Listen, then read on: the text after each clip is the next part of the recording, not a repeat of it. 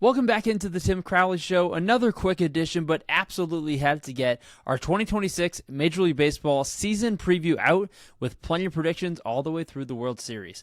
I'm your host, Tim Crowley, and first of all, a very happening day to all baseball fans celebrating. All get started Wednesday night, the Yankees and the Giants on Netflix. A little bit of a different start to the season than we're used to, and then the full slate of games on Thursday should be a very fun start to the season. So many storylines. Can the Dodgers repeat? How about everyone in this rookie class? Who's going to come out of the American League? Hopefully we have questions and answers for all of those.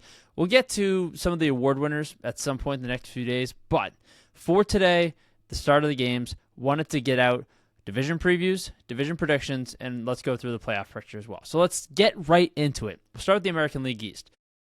This division also hosts the last two American League representatives in the World Series. Both teams fell to the Los Angeles Dodgers. But here's how we start off with the American League East in 2025. I have the Blue Jays repeating, followed by the Red Sox, the Yankees, the Orioles, and the Blue Jays. So in order throughout the American League East, the Blue Jays, the Red Sox, the Yankees, the Orioles, and the Rays. Starting up top, interesting setting for the Blue Jays, right? Lose Bo Bichette, bring in Dylan Cease. Those are the big offseason moves. Still think that team just really starting to figure it out the next few years. They have Trey Savage in the rotation as well.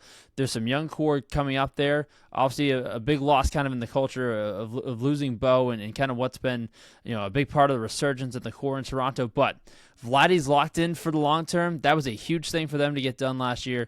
I think the Blue Jays have enough juice to repeat. I went back and forth on where to put the Red Sox and the Yankees. I'm going to have the Red Sox in front just because I still think from a matchup perspective they match up pretty well against New York. I think that 13-game stretch is going to be huge for them to figure out who comes in behind the Blue Jays and ultimately, as we saw last year, who's going to host a potential rematch in October. I think it returns to Fenway Park this season because for two really good rotations, it's hard to pick between Boston and New York in this setting. I'm going to take the Red Sox because I think Garrett Crochet actually is going to end up taking a jump into that Cy Young Award winner this year. Not just runner-up to Tarek Skubal, but winner. And I think the tone that he's going to set for a really good rotation behind him, and Ranger Suarez, who's still getting built up, same with Brian Bayo in the WBC. Sonny Gray, the FIP has been good, so I'm intrigued by what he can still offer in his mid to late 30s. Everything rests on Roman Anthony. I think we all know that from the lineup perspective. His power, what he's been able to develop into as a young player, he decides where this Red Sox lineup goes in a year that he's really going to have to carry. It's colossal expectations for someone so young, but it's the reality in Boston. There's a lot of pressure on Aaron Judge again. Similar looking lineup. The story with the Yankees have been kind of running it back, but getting a big rotation upgrade again and Garrett Cole getting back. And you kind of looked at 1 through 5 that Aaron Boone will have to trot out to the mound. It's a group that's going to get the job done, and that's kind of where this decision was hard to go back between 2 and 3 in the division, but I'll take the Red Sox over the Yankees. The Orioles, I think it's a year where that young core, where there's still so much going on, has to kind of figure out what they're going to be. They had the 2 first-round playoff exits in 23 and 24. Pitching kind of starts to fall apart the last few years. They don't re-sign Corbin Burns a few years ago. See what the Orioles are made of the next few years, but pitching has to be the direction to get them back going in this division. The Rays, they're still going to find ways. You could probably even make it an argument to jump them up to 4 here. They just always pitch. Shane McClanahan's back. They're back in the trop, so it's a great year for Tampa in terms of the spirit of the team being back. Where they compete, it's a really tough division. I don't see them being able to do much other than stay in the basement, in this case in 2026. That's the American League East. Let's flip over to the Central. In order, AL Central. Tigers win the division. Royals, Guardians, Twins, White Sox. This has been a division that's been huge for some really fun playoff matchups the last few years. Royals get in a few years ago, have their series against the Yankees, and then the Tigers and the Guardians in each of the last 2 years. What amazing clashes that we've gotten to see. If the Guardians get in, it's going to be tight. They do have Jose Ramirez extended. Again, another really hometown discount for one of the more underrated players of his generation, not just in baseball today. But I think the Tigers did a really good job of staying aggressive, going into what could be a year where it could be the end of a lot of things in Detroit. This is beyond, from a beyond baseball perspective. Obviously, everyone knows what the season could be. Enjoy it while you have it, going into what could be a lockout to start 2027. Tarek Skubal's impending free agency after this year is obviously the story of the season for Detroit, but making sure the rotation's really solid behind him. Bring in Framber Valdez, who, again, another really good lefty, really good addition to the rotation. The nostalgia aspects there for Detroit with Justin Verlander coming back. What he actually is at this point, I guess we'll wait and see.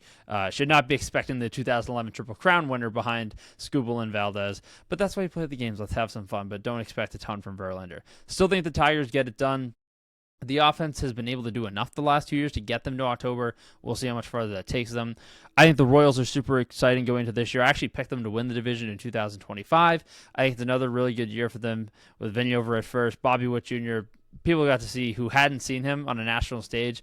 Some of the best defense you saw throughout the World Baseball Classic, and hopefully baseball really continues to embrace him as one of the true stars of this game. Twins and the White Sox still kind of in their rebuilding periods, but the White Sox have some fun players coming through the farm. Obviously, you got to see a couple of them debut already. I think it's a big year to see what Kyle Teel is going to be made of behind the plate. Chase Madroth got to see last year, both of them coming over in the Garrett Crochet trade from the previous offseason, but that's how I had the AL Central lining up. Tigers, Royals, Guardians, Twins, White Sox. Let's go to the AL West, and this is where I have the number one seed in the American League this year. Here's how the AL West rolls out. Mariners, Athletics into the 2 spot. Rangers, Astros, Angels is how I have the American League West shaping up in 2026. The Mariners, you're going to hear plenty more from them about me in just a little bit. They were so close to a World Series berth, just the crushing Game 7 loss in Toronto last year.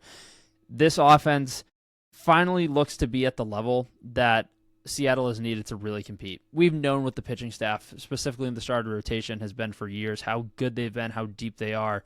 This team just needed guys who could score runs, and I think now that you have this nucleus of a Rosarena and Cal Raleigh coming off the historic season last year, Julio in center, this lineup finally feels like it makes sense for this group to really compete, and I think 2026 is going to be a really special year in Seattle.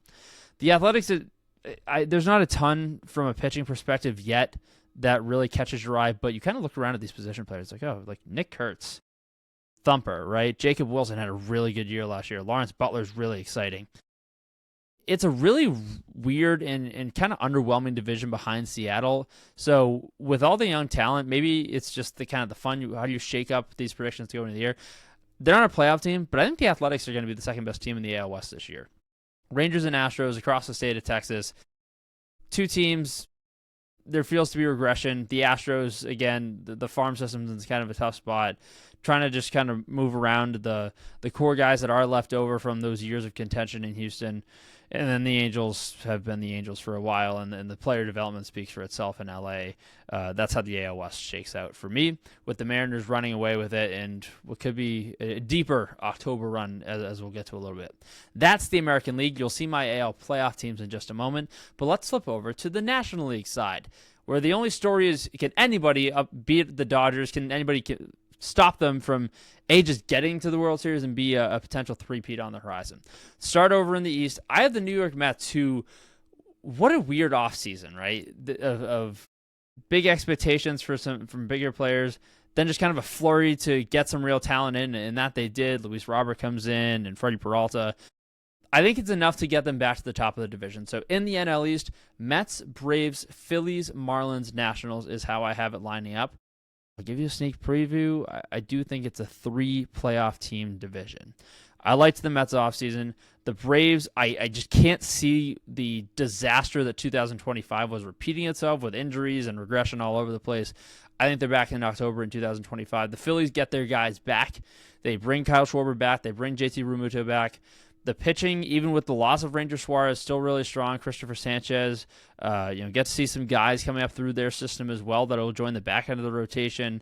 It's still a lot of really good arms in Philly, and then having Duran in the back is a great way to close things down. The bullpen, I think, in a better spot than it has been recently after those few really deep playoff runs they had in 22 and 23. I think the Phillies are still in a good spot to compete for a chance to play in the postseason. Marlins, Nationals round out the division, see where the kind of young talent leads them the next few years. National League Central. This one, I think when you start to map out a potential winner, playoff teams, it gets kind of interesting. There's a lot of fun talent in this year, and I think every team in this division is in a really different spot, which makes things interesting really much this year as well. To the NL Central, Brewers, Cubs, Reds, Pirates, Cardinals is how I have it shaping out. Brewers got to the NLCS last year. Man, they have so much pitching, so much young pitching that really electrifies on the mound. Jacob Mizorowski is going to be the opening day starter this year. He should be so much fun to watch. Go down to the Cubs, who were off to a really great year, kind of going a little bit through some stumbles last year, but they go out and they get aggressive in the offseason. They're the ones who win the Alex Bregman sweepstakes. They take him away from the Red Sox after just 1 year, and he brings so much experience to that room. In a roster where you kind of start to look around, you can get excited about it in Chicago. The Reds were a playoff team a year ago. Big shout out to Terry Francona, what he was able to do to come back off the rocker in his retirement home in Arizona and lead a team back to the postseason. For this team, they open against the Red Sox on opening day. It's just another year of where does the young talent take them. The pitching is fun, and who knows? They could be teetering. They could be in the mix for another wild card spot. We'll see if I have them in there to start the season, but the Reds are going to be fun to watch again. The Pirates, it's just some year they have to break through. It's not going to be this one because the offense is still not there. But, man, this pitching, it's so much fun in Pittsburgh. Obviously, you have Paul Skeens, who probably going to win another Cy Young Award this year. He should. I am so unbelievably high on Bubba Chandler and getting a first full season of him. They have so many other fun things going around across the rotation. The bullpen, Hunter Barco is someone I've loved getting to watch him come up through the system the last few years. They just keep having these arms that are really good, and unfortunately the bats just haven't been there to complement the last few years. I really hope the Pirates do figure it out offensively at some point because this pitching staff deserves it. And then the Cardinals, Chaim Bloom gets another chance to totally rebuild. He found a pretty consistent trading partner in his former employer of the Red Sox this past offseason. Sonny Gray goes there. Wilson Contreras goes there. The Cardinals really starting to try to offload some money. It's a total reshaping of the Cardinals the next year or so. But now with Bloom running the show, it should be interesting to see where he takes them in this roster reconstruction. The West, I think you know who's in first. The Dodgers will take the division once again, followed by the Padres, the Giants, the D-backs, and the Rockies. I'll give you another spoiler, I only have one postseason team coming out of this. Obviously, there's still plenty of thump in the Padres order, but losing some arms again, I don't know if it's enough to get to October. I am excited to see the first full year of Rafael Devers in San Francisco. Tony Vitello is going to be so much fun. I hope people across the game are ready for what a full 162 of covering him is like. Obviously, an incredible resume, coaching college ball at Tennessee.